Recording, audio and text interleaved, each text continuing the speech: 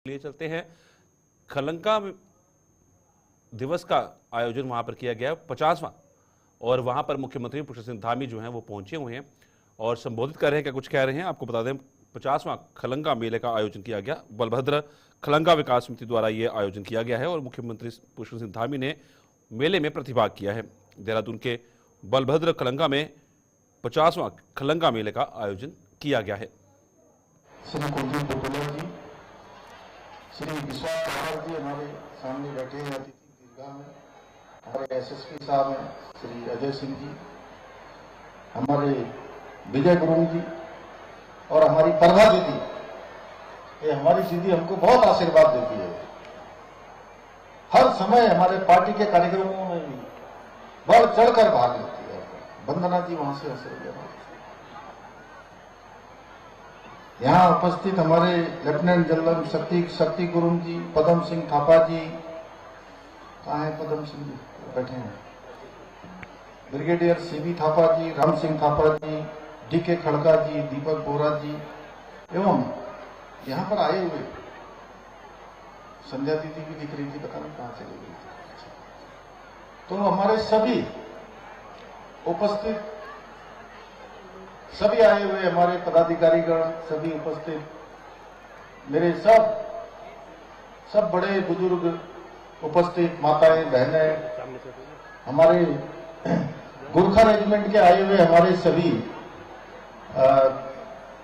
सभी वीर जवान जिन्होंने यहाँ पर बहुत शानदार प्रस्तुति हमारे सामने दी है और देशभक्ति का जज्बा जब उन्होंने यहाँ पर झंडा फहराया तो हम सब के अंदर एक नई ऊर्जा और नई चेतना का देने का काम किया।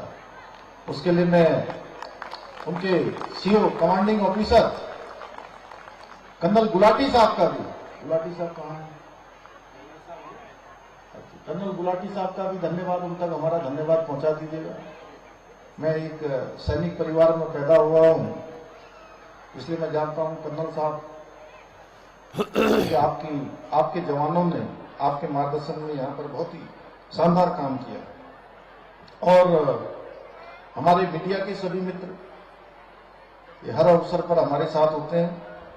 मैं आज इस अवसर पर इस ऐतिहासिक 50वें खलंगा मेले में गोरखा समाज के सभी वीर पूर्वजों की वीरता और अदम्य साहस को, जिसके कारण से जैसे एंग्लो गोरखा युद्ध समाप्त हुआ, जिसके बारे में आप सब यहां से पहले ही बता चुके हैं, उन सबको, उन सभी वीरों को मैं नमन करते हुए आप सबका यहां इतनी बड़ी संख्या में उपस्थित होने के लिए मैं आप सबका हृदय से सभी गोरखा समाज के मेरे परिवारजनों का हार्दिक स्वागत करता हूं, हार्दिक अभिनंदन करता हूं आपका।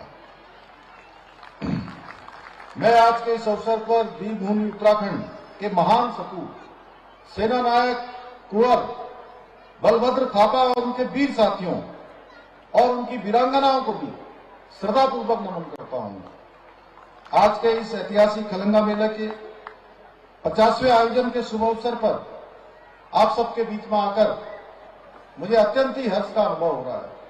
और सच में जहां आप सब लोग हमारे कर्नल विक्रम थापा जी, पूरी टीम, पदम जी जो हमारे अनेक अवसरों पर हमारे साथ होते हैं, प्रभा दीदी हमारी जो है हमेशा होती है, वही हमारे एक पुल बनाने का काम, सेतु बनाने का काम हमारे विधायक जी ने किया है। मैं विधायक जी का भी धन्यवाद करता हूं कि उन्होंने आप सबके बीच में आकर मेरे अंदर भी एक नई ऊर्जा का संचार करने का काम किया है। ये मेला वीरभूमि उत्तराखंड के उन अमर बलिदानियों की गाथाओं का स्मरण करने का अवसर है, जिन्होंने अपनी मातृभूमि की रक्षा के लिए अपने प्राणों को निछावर कर दिया और पूरी दुनिया के अंदर स्वाभिमान, वीरता और साहस का अमिट संदेश छोड़ दिया। खलंगा की वीरभूमि में वर्ष 1814 के एंग्लो गोरखा युद्ध में सेना नायक कुंवर बलभद्र थापा और उनके वीर सैनिकों ने मातृभूमि की रक्षा के लिए अपने प्राणों का बलिदान दिया, अपनी सर्वोच्च आहुति दी इस युद्ध में कुंवर बलभद्र थापा और उनके 600 वीर सैनिकों ने 3000 ब्रिटिश सैनिकों की विशाल सेना का सामना करते हुए अपनी वीरता और रणनीति कौशल से, साहस से, पराक्रम से, अपनी वीरता से ब्रिटिश सेना के छक्के छुड़ा दिए। ऐसे वीर हमारे जो है बलभद्र थापा और उनके साथी थे। ये युद्ध इतिहास के पन्नों में दर्ज कोई साधारण युद्ध नहीं है, बल्कि हमारे वीर गोरखा योद्धाओं के अदम्य साहस और मातृभूमि के प्रति उनके प्रेम का प्रतीक है, जो हमेशा हमें देशभक्ति की प्रेरणा देता रहेगा। हमारे आने वाली नई पीढ़ियों को भी हमेशा उनका स्मरण होता रहेगा कि ये खलंगा में इस प्रकार का जो मेला है, खलंगा मेला, ये क्यों आयोजित होता है, इसमें हर वर्ष इतने हजारों लोग क्यों एकत्र होते हैं। उनको प्रेरणा मिलेगी जिन्होंने मातृभूमि की रक्षा के लिए, जिन्होंने धर्म की रक्षा के लिए, हम सब की रक्षा के लिए अपने प्राणों का बलिदान किया है, अपनी आहुति दी है। ऐसे वीरों को हम हमेशा अपने स्मरण में रखें, हमेशा अपनी याद में रखें। और कोई भी वीर होता है, योद्धा होता है, अब वो जो देश के लिए, समाज के लिए। मुख्यमंत्री पुष्पेंद्र सिंह धामी बलभद्र खलंगा में पहुंचे हैं, जहां पे 50वां खलंगा मेला का आयोजन जो है वो किया गया था। उसमें प्रतिभा को मुख्यमंत्री पुष्पेंद्र सिंह धामी वहां से करते हुए नजर आए और संबोधित भी किया उन्होंने जनता को। बढ़ते अगली खबर की ओर, मुख्यमंत्री पुष्पेंद्र सिंह धामी ने हल्द्वानी दौरे के दौरान हल्द्वानी नगर निगम कार्यालय का निरीक्षण किया। इस दौरान मुख्यमंत्री ने नगर आयुक्त विशाल मिश्रा को निर्देश दिए कि नगर में खराब स्ट्रीट लाइटों को शीघ्र ठीक कराया जाए। इसके साथ ही उन्होंने प्रतिदिन स्ट्रीट लाइटों की मॉनिटरिंग करने के भी निर्देश दिए। मुख्यमंत्री पुष्पेंद्र सिंह धामी ने नगर आयुक्त को निर्देश दिए कि नगर निगम को आंतरिक मार्गों को हर हाल में 15 दिसंबर तक गड्ढा मुक्त किया जाए। उन्होंने कहा कि नगर निगम के अधूरे निर्माण कार्यों को भी जल्द से जल्द शुरू कर 1 माह के भीतर पूर्ण किया जाए।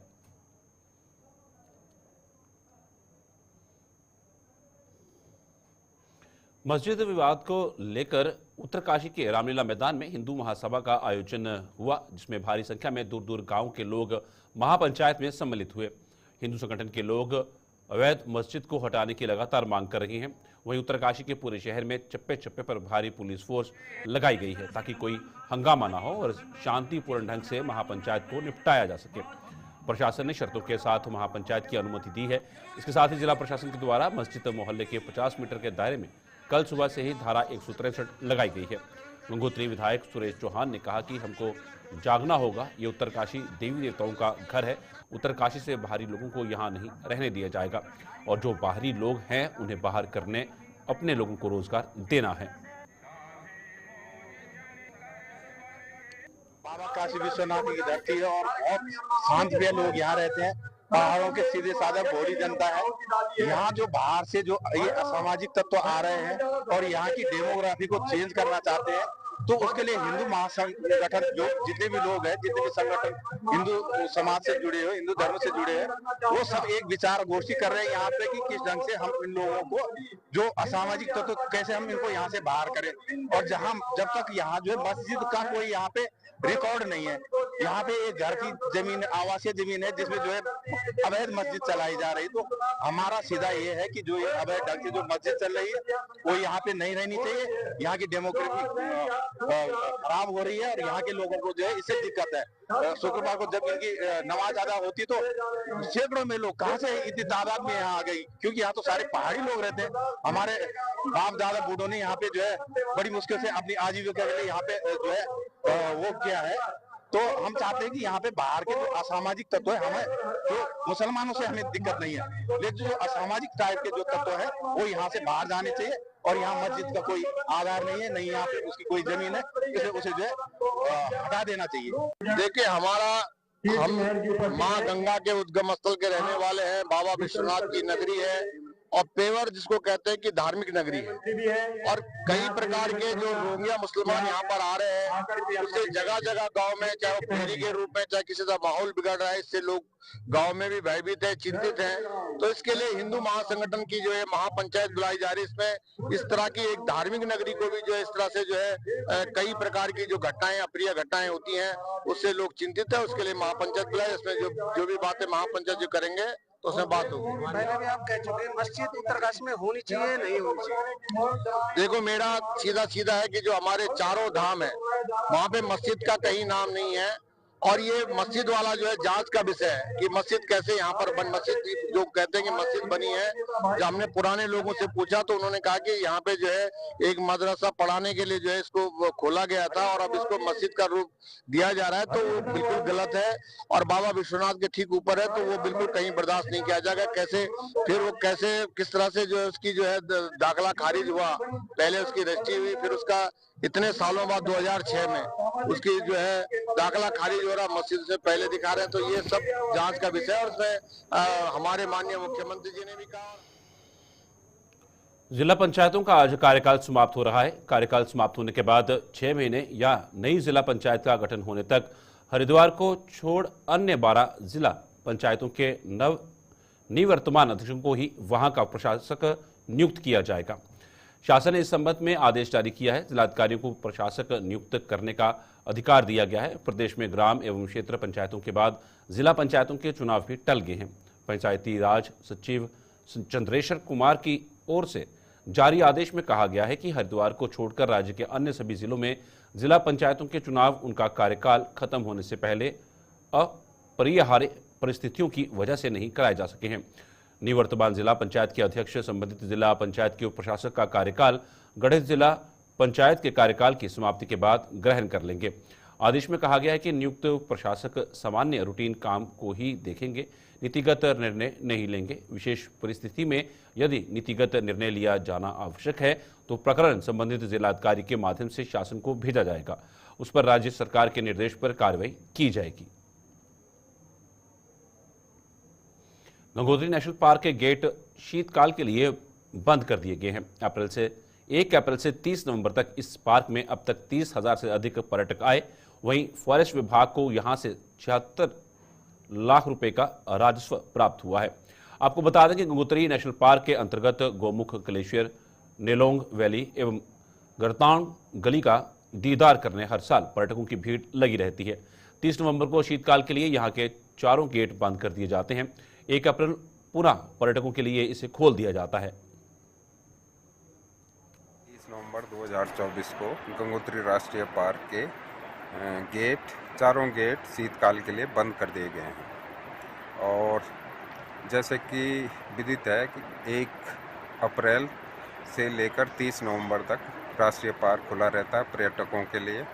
और इस साल जो हमारे पर्यटक आए हैं, गंगोत्री से गौमुख तपोवन 10,000 कुछ गए हैं और केदारताल 754 और हमारे नेलोंग वाली घाटी में लगभग 3,000 के करीब पर्यटक गए हैं। साथ ही गरतांग गली में 17,754 लोगों ने दीदार किया है। इस साल काफ़ी संख्या में हमारे पर्यटक आए, तीर्थयात्री भी आए, लेकिन बीच में बरसात अधिक होने के कारण 1-1.5 महीने हमारा जो गौमुख वाला ट्रैक है वो बंद रहा विषम परिस्थितियों में, जिस कारण से थोड़ा सा उसमें पर्यटक कम गए।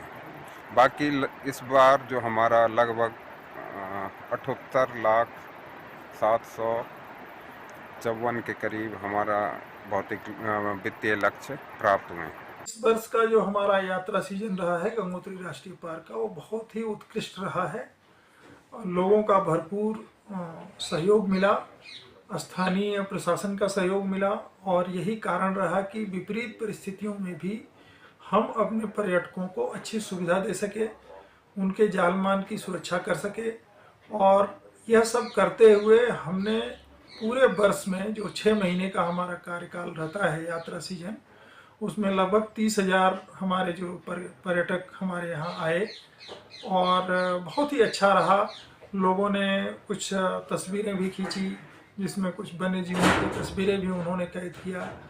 तो कुल मिलाकर के अगर देखा जाए तो पिछले वर्ष की तुलना में हमारा यह वर्ष उत्कृष्ट रहा।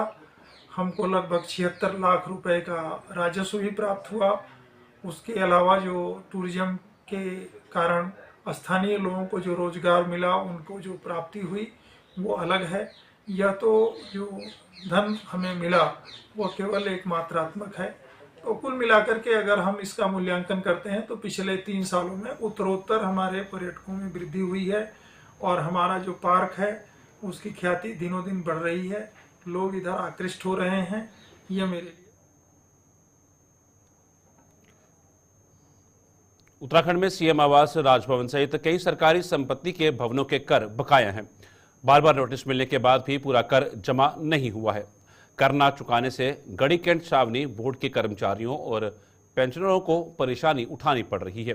वहीं बजट के कारण में विकास कार्य में प्रभावित हो रही हैं, लेकिन अब इसमें सियासत शुरू हो गई है। कांग्रेस जहां इसे राज्य सरकार में बजट की कमी बता रही है, वहीं भाजपा जल्द टैक्स चुकाने का दावा करते हुए कांग्रेस पर पलटवार कर रही है। भाजपा ने कांग्रेस को अपने गिरबान में झांकने की बात कही है। कारणों से ये भुगतान नहीं हो पाया होगा, लेकिन हमारी सरकार के द्वारा लगातार जो ये कर छावनी बोर्ड का जो कर को सारी राज्य सरकार को भुगतान करना था उसको कम किया गया है और उसको आगे भी लगातार उस पर कार्रवाई चल रही है। लेकिन कांग्रेस पार्टी को कुछ बोलने से पहले ये जरूर सोचना चाहिए, उनको जवाब भी देना चाहिए कि 2012 से 2017 के बीच उनकी सरकार थी, मुख्यमंत्री आवास में उनके मुख्यमंत्री थे, राजभवन भी उनकी उसमें था, चाहे अन्य विभाग जहाँ जो बकायेदार हैं, तो उस पर उस समय एक भी पैसा उनकी सरकार में छावनी बोर्ड को भुगतान नहीं किया गया। इसके बारे में उनको जरूर जवाब देना चाहिए। लेकिन हमारी सरकार, चाहे सरकारी धन कोई भी हो, उसका जो लेन देन हो उसका पूर्ण भुगतान होना चाहिए। इसके लिए हम प्रयास कर रहे हैं।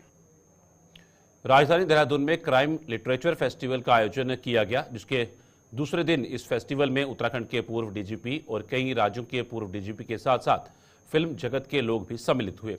इस फेस्टिवल का मुख्य उद्देश्य क्राइम पर चर्चा करना था। जिस तरीके से आज क्राइम दिन पर दिन बढ़ता हुआ नजर आ रहा है, उसको किस तरीके से कम किया जाए, उस पर चर्चा की गई।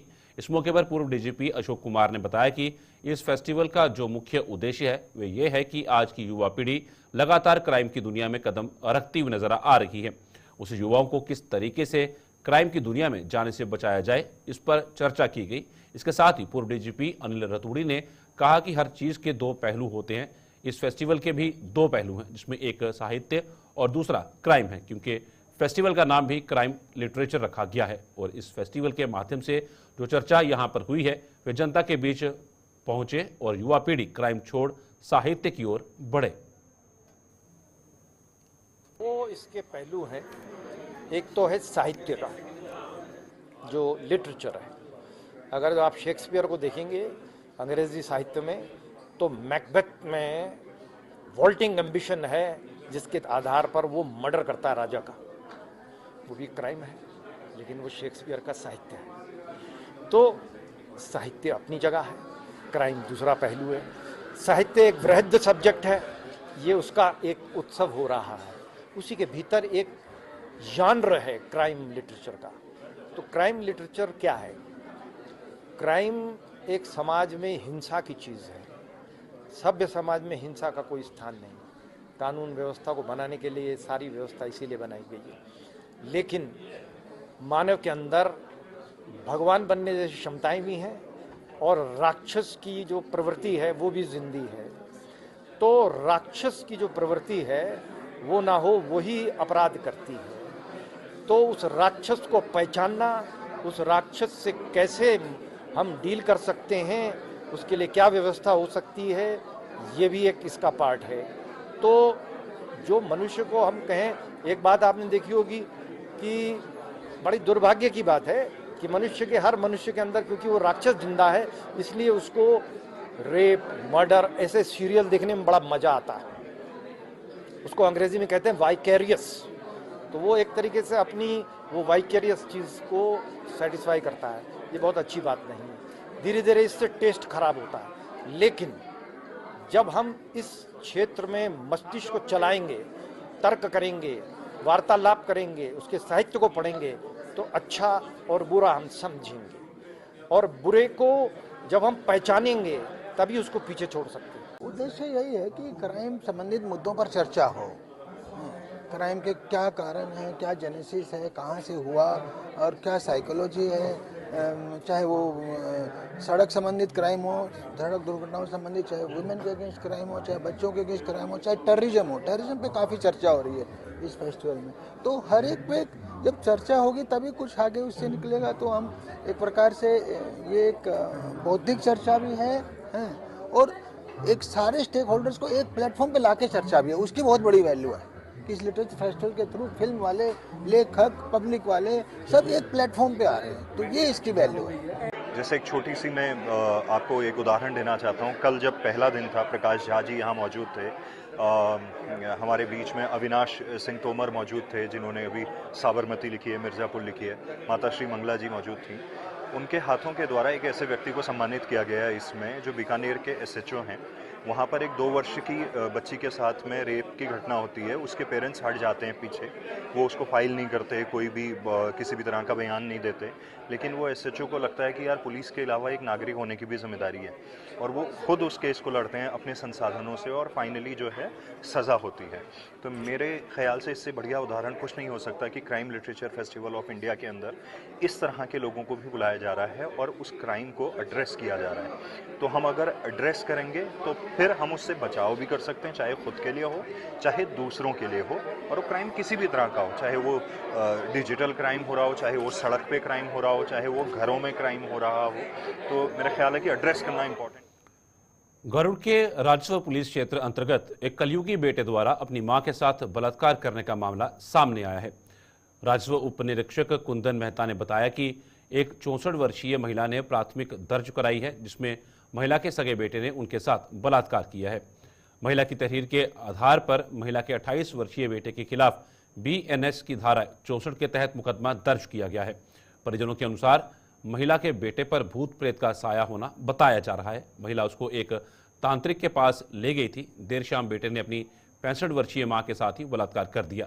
इस घटना ने मां और बेटे के रिश्ते को शर्मसार किया है। गरुड़ अंतर्गत स्थित है, इसमें एक राजस्व गाँव हरबगढ़ है। इसमें एक रेप की शिकायत आई थी, वहाँ पर लिखित तहरीर प्राप्त हुई थी, जिस पर नियमानुसार मुकदमा पंजीकृत कर दिया गया है। और मुकदमा पंजीकृत करने के पश्चात जो है जिला चिकित्सालय बागेश्वर में मेडिकल पीड़िता का निरीक्षण करवाया।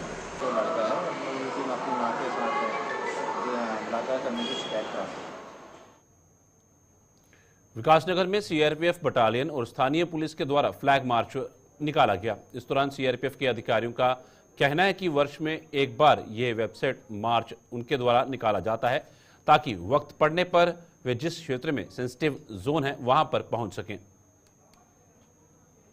हमारा RF का मेन मकसद है, जो कम्युनली सेंसिटिव देश में डिस्ट्रिक्ट हैं, वहाँ पे साल में एक बार हम लोग विजिट करते हैं, ताकि कम्युनल सेंसिटिव एरिया को पहचान कर सके, और अगर कुछ नीचे से लेना है घटना घटती है तो तुरंत उस स्थान पर पहुँच जाए।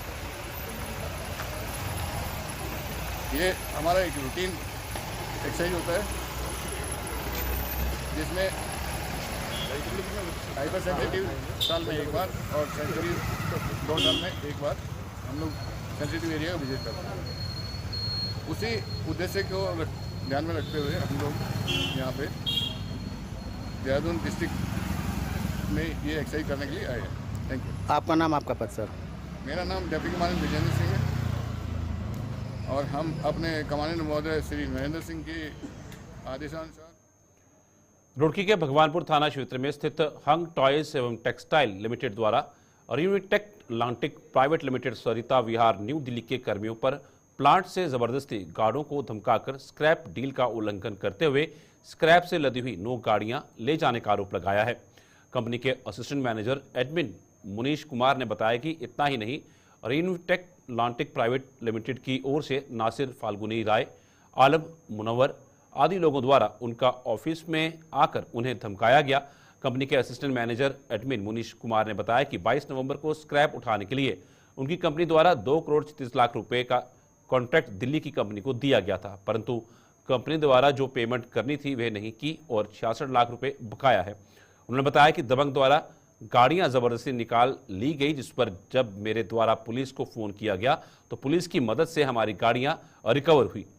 उन्होंने बताया कि ये दबंग लोग हैं और इनसे लगातार हमें डर का माहौल बना हुआ है। मामले को लेकर कंपनी की ओर से पुलिस को तहरीर देकर उक्त लोगों के खिलाफ कार्रवाई की मांग की गई है। कंपनी के साथ एग्रीमेंट हुआ था, स्क्रैप सेल किया हुआ था हमने, तो वो डील लमसम में हुई है। मैं आपको शॉर्ट में बता रहा हूँ। तो वेंडर्स क्या है कि एग्रीमेंट को ब्रीच करते हुए यहाँ से माल निकाल रहे थे 23 तारीख के रात को तकरीबन 10 बजे के आसपास, जो पुलिस की मदद से हमारा माल वापस हुआ। तो उसके बाद हम यही चाह रहे हैं कि वो हमें डराते हैं, धमकाते हैं, हमारे गार्ड्स को धमकाते हैं। आज हमारे गार्ड वहाँ पे नौकरी करने को तैयार नहीं हो रहे हैं कि भाई हम इस डर के माहौल में काम नहीं कर पाएंगे। तो हम पुलिस से मदद चाह रहे हैं कि एटलीस्ट हमारी कंप्लेन तो लॉन्च की जाए। हमारी भाई आदमी क्या चाहता है, किसी भी क्षेत्र में उसका प्रशासन ही एक सभी लोगों को संयम से तरीके से चलने के लिए मजबूर करता है कि सभी लोग लॉ एंड ऑर्डर को फॉलो करेंगे। तो वही हम चाह रहे हैं सर कि आज इस डर के माहौल में हमें सेफ्टी दी जाए प्लीज़। तो कौन लोग दबाव बना रहे हैं? एग्रीमेंट में जो लिखे हुए सर, इमरान अली हैं, सर जो ऑक्शन हुआ था नहीं, उनके सामने नहीं हुआ। उनके यहाँ पे नासिर अली, रोए जी, उनकी पार्टी हैं जो उनके लिए काम करती हैं, वो यहाँ पे काम कर रही हैं। तो वो लोगों ने ये सब उसको अंजाम दिया है। और उसके लिए हमारे जो गार्ड्स हैं वो आपको स्टेटमेंट दे भी चुके होंगे।